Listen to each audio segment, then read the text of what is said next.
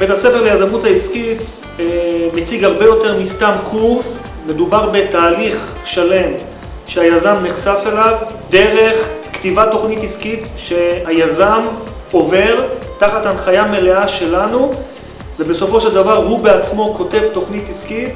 ללמוד איך לנהל עסק.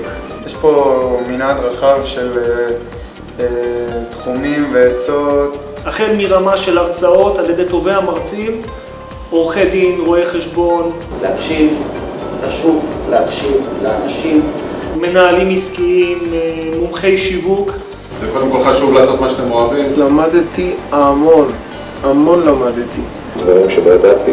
פתחו לי כל מיני דלתות או קופסאות חדשות. נרחב אופקים. קיבלתי עוד רעיונות ועוד חיזוקים ועוד ביטחון. אני שמח שנחשפתי לדברים האלה. כל הרעיון שאנחנו מציעים ליזמים ולבעלי עסקים קיימים זה להיחשף לכל הכלים שאנחנו יכולים לתת, מבטיחים לכם לצמצם את הסיכוי להיכשל, וזה המון.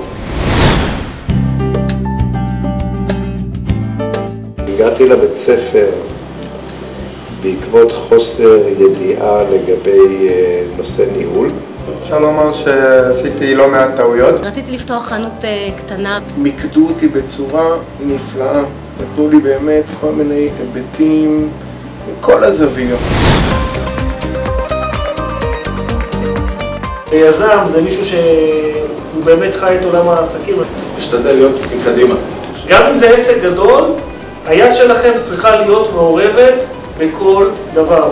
גם אם יש לך תוכנית מצוינת ואתה לא מצליח להעביר את אתה לא תצליח לעבור. צריך למצוא תמיד את האנשים שהם באמת חשובים בעסק. רעיון, האמונה בו, ההשקעה בו, כי זו השקעה מאוד קשה. לא מבזבזים זמן על כל מיני רעיונות שלא עושים איתם שום דבר. לא חיכינו להתאושש, אתה לא מחכה להתאושש.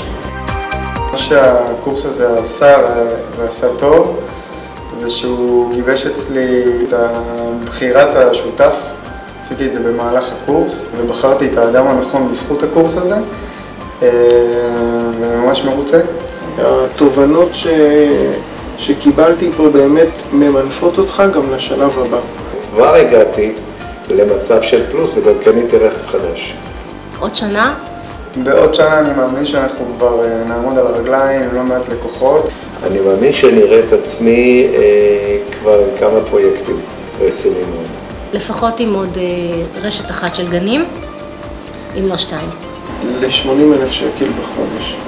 בעולם כזה של עסקים שהוא מאוד מאוד קשה, חשוב מאוד לדעת איך להימנע ממכשולים. הליווי האישי הזה נותן מענה עסקי לבעיות ספציפיות של יזמים. וזה פשוט מרגיש שיש מאחוריך גב שנותן את הפוש לאורך כל הדרך.